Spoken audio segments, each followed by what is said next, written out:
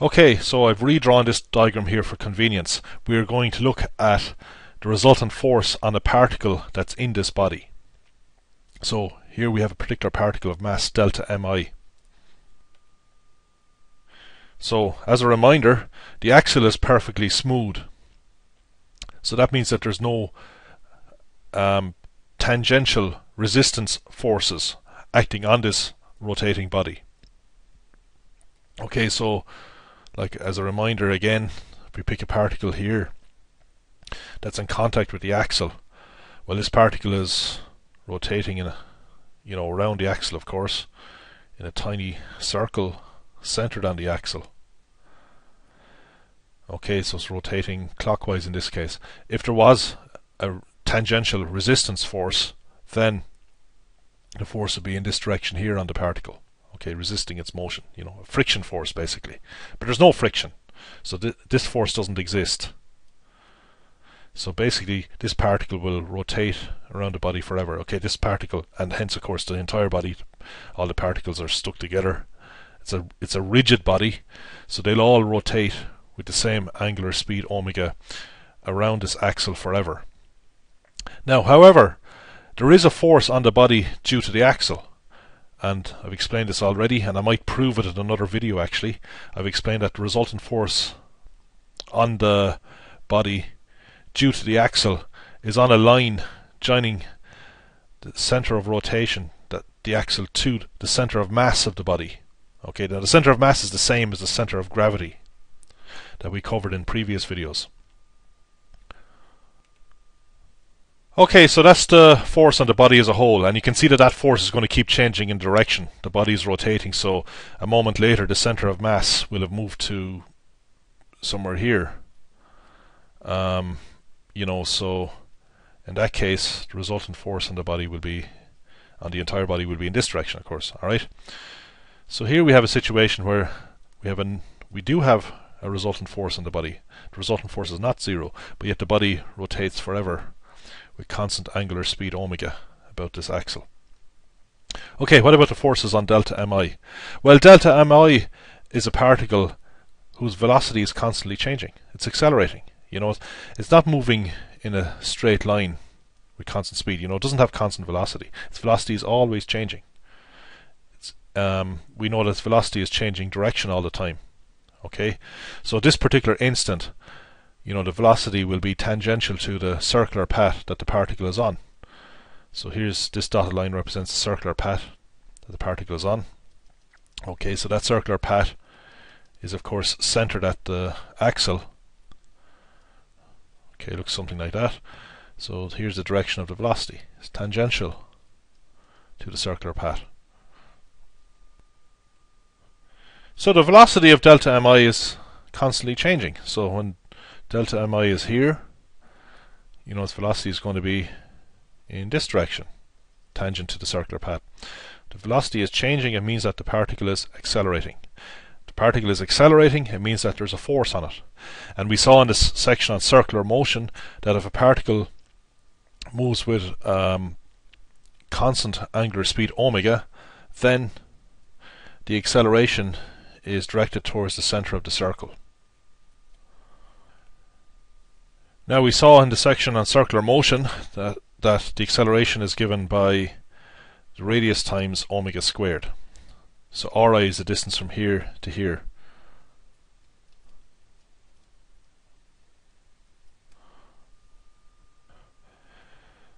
So you can see that the acceleration just depends on the radius, because all particles have the same angular speed omega. So if I take this particle here, omega is the same, but Ri is greater. So the acceleration depends on, well, all particles have different accelerations. Particles close to the axle have smaller accelerations than particles further away, and the acceleration is always directed towards the center of rotation. That's the axle. Alright, so that's the acceleration. So what's the resultant force? Well, we just apply Newton's second law. So the resultant force, I can call it F sub I, for this particular particle, delta mi, is just the mass times the acceleration. Well, the mass is delta mi, Ri omega squared. So I can go back up here and show the resultant force acting on this particle. So it's in the same direction as the acceleration, that is pointing towards the center of the circle, but we just need to scale this vector by delta mi, the mass of the particle.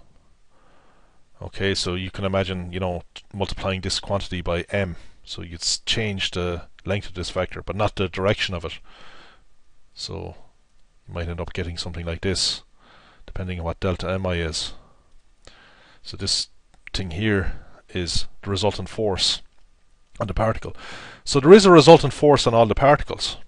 Okay, so if we pick this particle here, the resultant force is directed towards the axle. This particle here is moving with constant angular speed omega. But the resultant force here would be smaller because r is smaller for this particle here, So I'm assuming that these two particles have the same mass, but they have different distances ri from the smooth axle.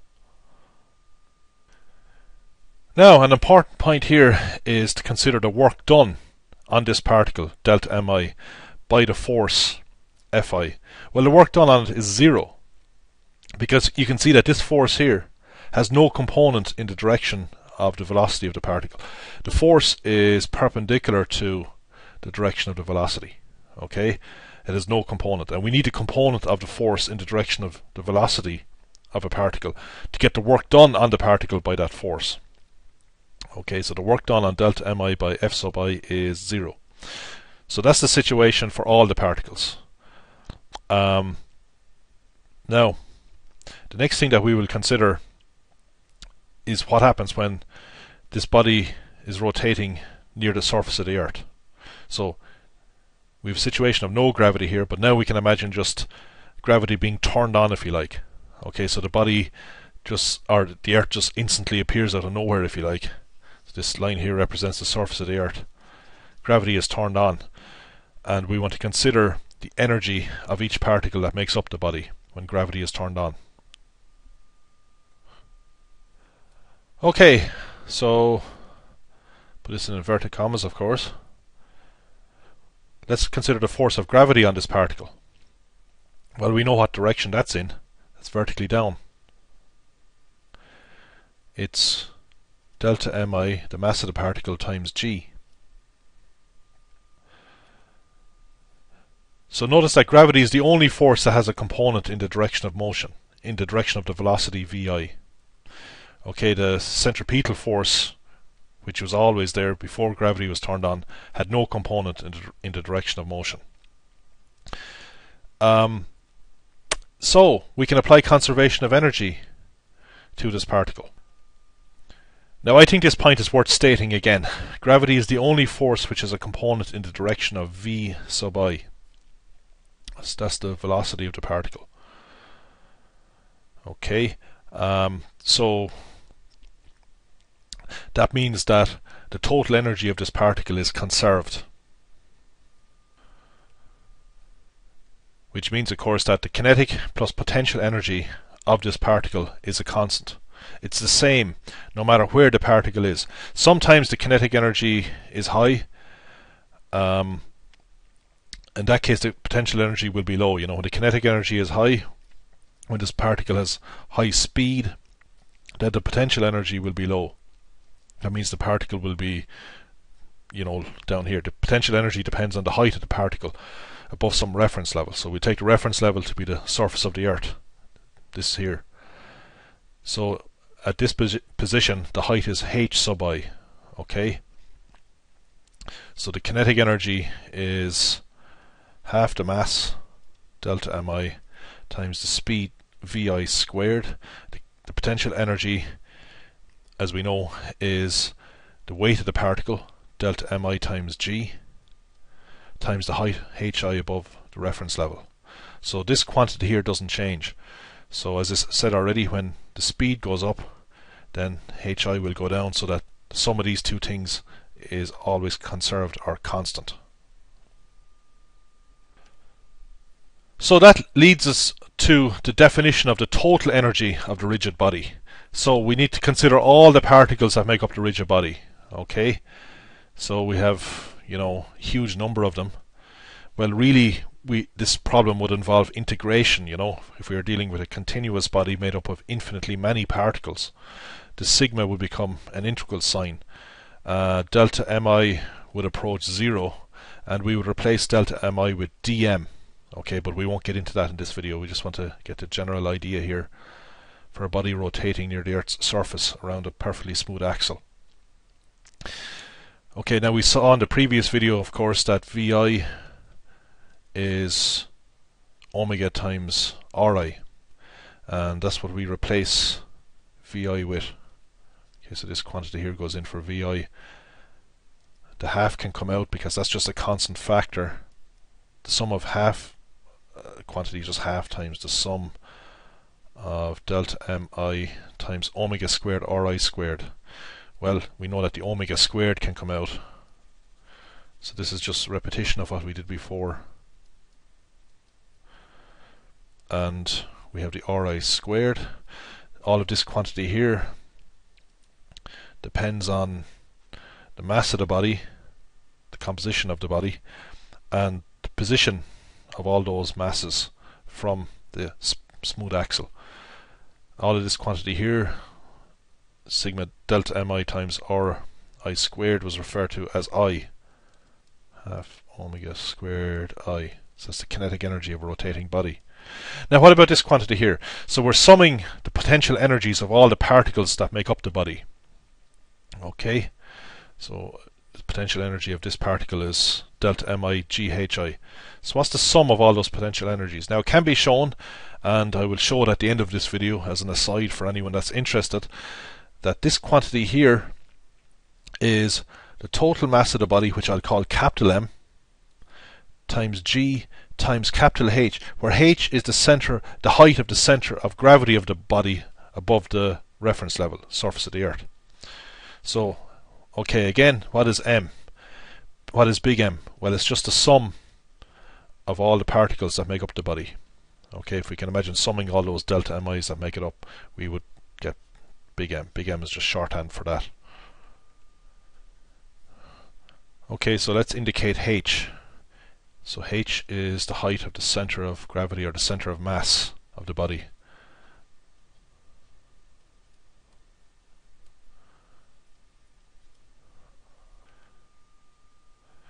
Okay, so I'm showing H when the body is in this particular position, of course.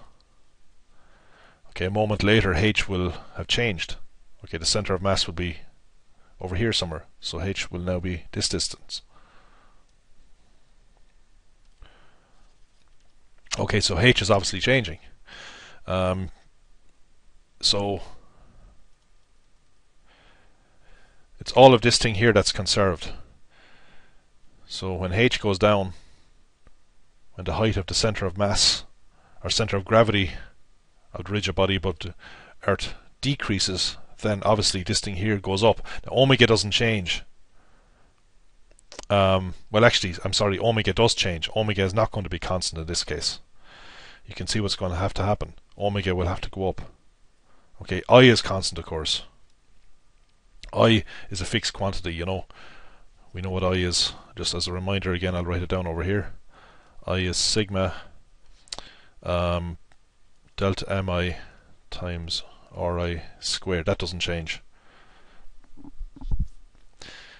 So now what's going to happen is omega is going to increase.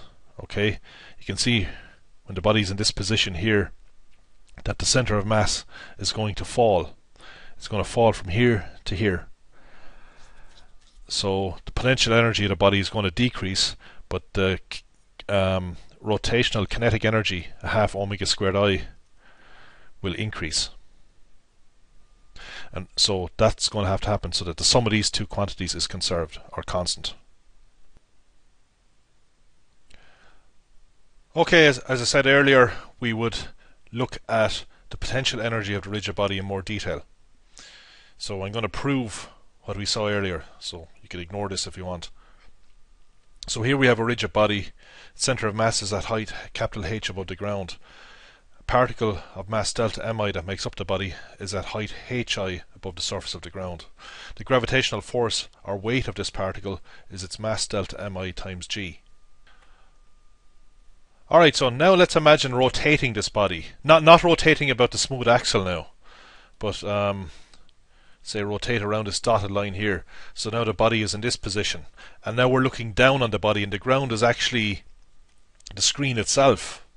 Okay, so this is quite subtle. Now we have rotated around this horizontal axis here, if you like, through 90 degrees. So the body will look the same when we look down on it. So the ground is underneath. So this is the ground here. The background is the ground in this picture here. In this picture here, this is the ground. So the force of gravity on this mass, or the weight of this mass, is into the screen. Obviously I cannot show that weight vector. It's into the screen, but we know its magnitude. Its magnitude is delta mi times g. Now, let's consider moments of the weight force on each particle that makes up this mass about this axis here. So I've set up this axis to be at a distance hi from this particle here, just like the ground is at a distance hi from this particle when the object is in this position, rotated in this position here.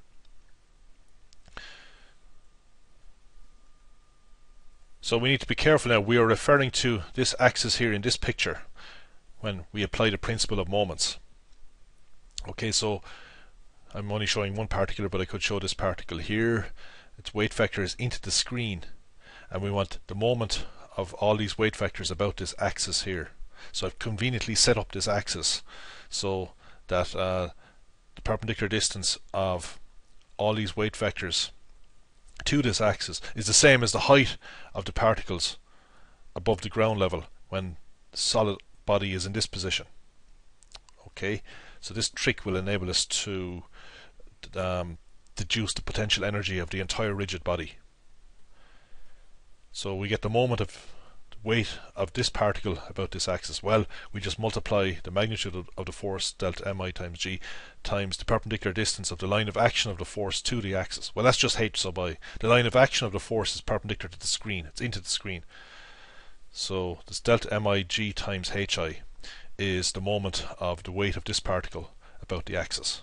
But that's just one particle, okay? So I'm circling just one particular particle. Then we do that for all the particles to get the sum of the moments of the weight vectors about the axis. So we stick sigma in front of that. And now we have the principle of moments, the moment of the sum of all the forces. Well, what's the sum of all the forces? That's the sum of delta mi times g. Okay, so delta mi times g is just the force of gravity on one particle, or the weight of one particle. So if we sum them, we get the weight of all of them. Well, if we sum that, you can see that g is constant for all the particles. It's the same for all the particles. We can just take it out and write it here. So then we have g times the sum of all the masses of all the particles. Well, that's just the mass of the entire solid body, rigid body, which we can write as capital M. So this is just capital M, or I can just write mg here.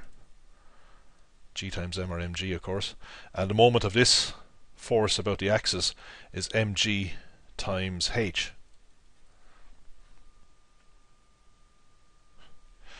So h is the height of the center of gravity, or the center of mass of the body above this axis. So this is something we saw in previous videos. But you see now, we've done something clever here. We can see that this thing here is the definition of the potential energy of mass big M at height big H above the Earth's surface. And here we just have the sum of all the potential energies of all the particles above the Earth's surface. So we can interpret the moments of the weight forces of all the particles about this axis in this picture as just the potential energies of all the particles that make up the rigid body in this picture here. Okay, so these pictures are very different actually. Just as a reminder, this body has been rotated around this axis. Rotated out of the screen, if you like. So this was once a vertical body. Now it's horizontal. Okay.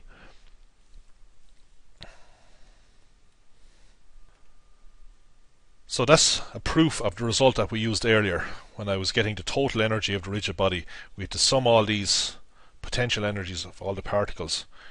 We show that it's the total mass big M of the body, well, the weight of the entire body, if you like, times the position of the center of mass of the body above the Earth's surface. So we can pretend that, for some purposes, we can pretend that the entire body can be replaced by a particle of mass big M located here.